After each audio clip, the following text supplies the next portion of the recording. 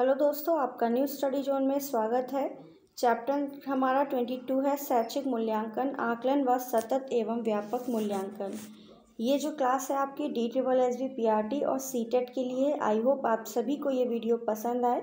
Video अच्छी लगे तो सभी लाइक करें, शेयर करें। चैनल पे नए हैं तो बेल आइकन को प्रेस करिए ताकि आपको हमारी आने वाली वीडियो का नोटिफिकेशन मिलता रहे।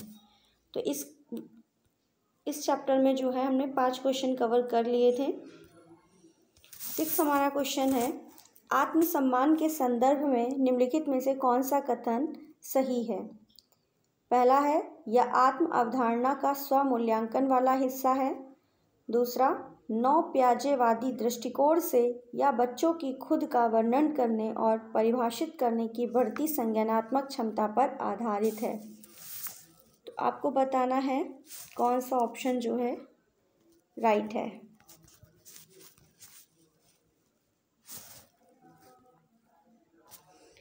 इंग्लिश जो इसका वर्जन है वो आप देख सकते हैं।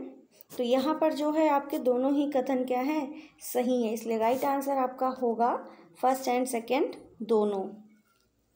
7 नंबर क्वेश्चन, कार्य शिक्षा के संदर्भ में निम्नलिखित में से कौन सा कथन सही है। पहला, आकलन व्यक्ति के विचारों, दृष्टिकोण, व्यवहार, अपेक्षा और समझ से संबंधित है। दूसरा है, मूल्यांकन व्यवहार में परिवर्तन से संबंधित है जिसे रिकॉर्ड करा जा सकता है और मापा जा सकता है। बिल्कुल। तो यहाँ पर कह रहा है कार्य शिक्षा के संदर्भ में निम्नलिखित में से कौन सा कथन सही है। तो यहाँ पर कार्य शिक्षा के संदर्भ में ये दोनों ही कथन आपके गलत हैं। ठीक है।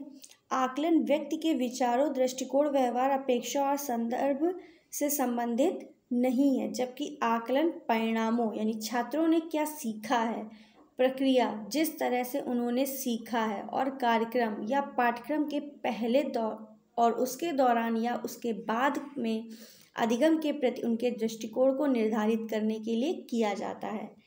आकलन का उद्देश्य अधिगम पर विश्वसनीय प्रतिपुष्टि प्रदान करना है। इस प्रकार यह कहानी भी गलत है कि व्यवहार में परिवर्तन से संबंधित जिसे रिकॉर्ड किया जा सकता है और मापा जा सकता है वह मूल्यांकन है। ठीक है।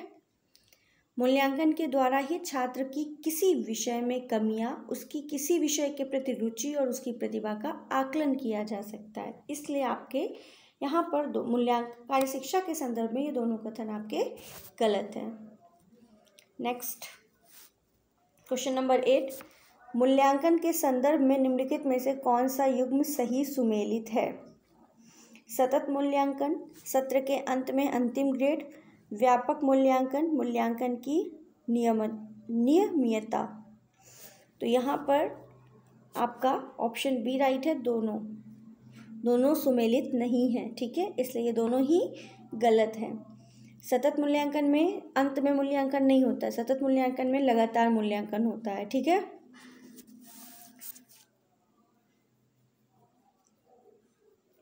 और व्यापक मूल्यांकन में मूल्यांकन की नियमितता नहीं रहती है, अर्थात यह सत्र के अंत में होता है। यानी कि अगर हम मैच करें तो ये दोनों मैच होंगे। ठीक है, आमने सामने ये गलत है। ठीक है, आप इसका वर्जन इंग्लिश देख सकते हैं।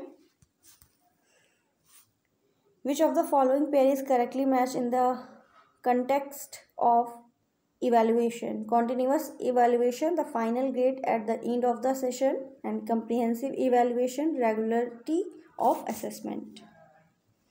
Next 9 number question, मूल्यांकन के संदर्भ में निम्नलिखित में से कौन सा कथन सही है। अंक देना ग्रेड देने से ज़्यादा उपयुक्त है। आकलन मूल्यांकन से अधिक व्यापक है। मूल्यांकन प्रक्रिया में बच्चों को कार्य प्रक्रिया से जुड़े रहने के लिए प्रोत्साहित किया जा सकता है। तो आपको बताना है इन तीनों कथनों में से कौन सा कथन मूल्यांकन के संदर्भ में सही है। तो यहाँ पर कह रहा अंक देना ग्रेड देने से ज़्यादा उपयुक्त है, नहीं, ग्रेड देना अंक देने से ज़्यादा उपयुक्त है। ठीक है, तो आपका फर्स्ट वाला कथन गलत है और दोनों आपके सही हैं। तो राइट आंसर आपका ऑप्शन सी है। मूल्यांकन प्रक्रिया में बच्चों को कार्य प्रक्रिया से जुड़े रहने के लिए प्रोत्साहित किया जाता है। मूल्यांकन प्रक्रिया में छात्रों को अपनी अच्छाई व कमियों के बारे में पता चलता है। छात्रों को यह जानने में भी मदद मिलती है कि उनकी ज्ञान में कितनी प्रगति हो रही है, यानी कि कितना वो बेहतर हुए हैं।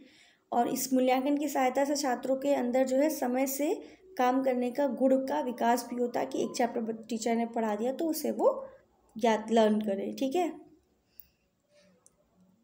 नेक्स्ट 10 नंबर क्वेश्चन, किस मूल्यांकन में पाठ्यचर्या के अंतिम प्रभावों का मूल्यांकन उसके घोषित उद्देश्यों के आधार पर किया जाता है? समेटिव यानी निर्माणात्मक, संज्ञानात्मक, योगात्मक या नैदानिक। तो पाठ्यचर्या के अंतिम प्रभावों का मूल्यांकन उसके घोषित उद्देश्यों के आधार पर किया जाता है। तो यहाँ पर जो राइट आंसर है वो है योगात्मक मूल्यांकन, यानी ऑप्शन आपका सी।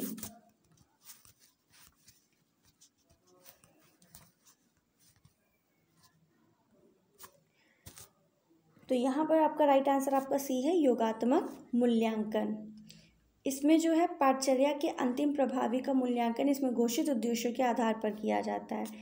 यह एक निर्देशात्मक अवधि के समापन पर छात्र सीखने, कौशल अधिग्रहण और अकादमिक उपलब्धि का मूल्यांकन करने के लिए प्रयोग किया जाता है।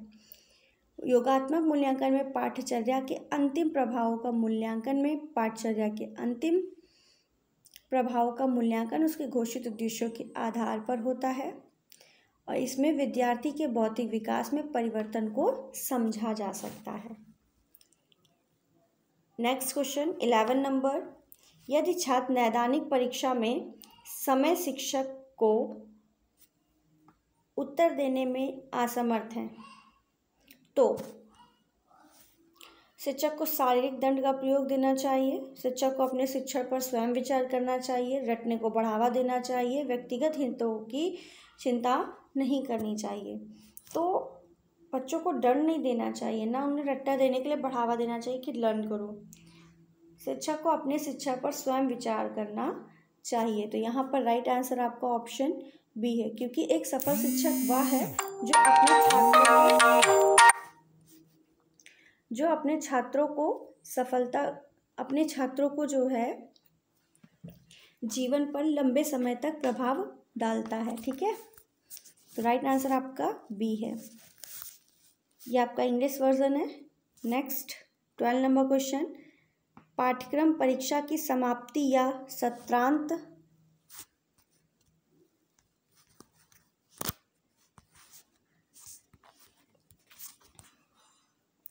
पाठ्यक्रम परीक्षा की समाप्ति या सत्रांत परीक्षा किसके उदाहरण हैं? वस्तुनिष्ठ प्रकार के प्रश्न, नैदानिक प्रश्न, औपचारिक आकलन, योगात्मक आकलन। तो 12 नंबर का राइट आंसर है योगात्मक आकलन। जो पढ़ाने के बाद जो है सत्र के अंत में जो परीक्षा होती है उसी को क्या बोलते हैं? योगात्मक मूल्यांकन। ठीक है, या आकलन, समेटिव असेसमेंट। ठीक है, समेटिव अंत में होता है, फॉर्मेटिव बीच बीच में होता है। 13 नंबर क्वेश्चन, निम्नलिखित में से कौन आगे सीखने को बढ़ावा देने और बढ़ाने के लिए अधिगम प्रक्रिया के एक अनिवार्य घटक के रूप में कार्य करता है? सीखने को बढ़ावा देने और बढ़ाने के लिए अधिगम प्रक्रिया के एक अनिवार्य घटक के रूप में कार्य करता है। Assessment for learning, assessment of learning, assessment in learning and आकलन और मूल्यांकन। बताइए। 13 का जो राइट आंसर है वो है अधिगम के लिए लर्निंग, यानी ऑप्शन ए आपका यहाँ पर राइट है। इसमें क्या होता है? सीखने को बढ़ावा देने और बढ़ाने के लिए अधिगम प्रक्रिया में एक अनिवार्य घटक के रूप में ये कार्य करता है। यह शिक्षार्थी के ज्ञान, समझ, कौशल और मूल्यों को विकसित करने के लिए एक उपकरण के रूप में मदद करता है।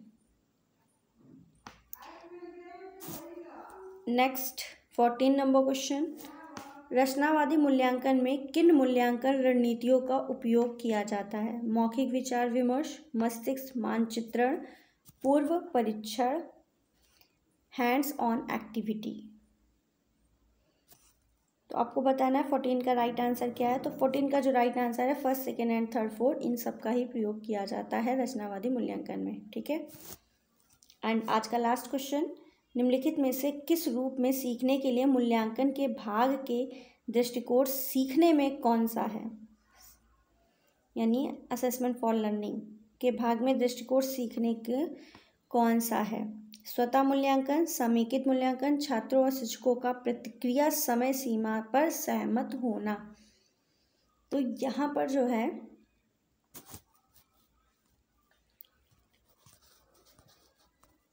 आपका जो ऑप्शन राइट है वो है ए, फर्स्ट एंड सेकेंड दोनों, यानी फर्स्ट, सेकेंड एंड थर्ड तीनों। ये तो सीखने के लिए मूल्यांकन के भाग के दृष्टिकोण सीखने में ये तीनों ही आपके शामिल हैं।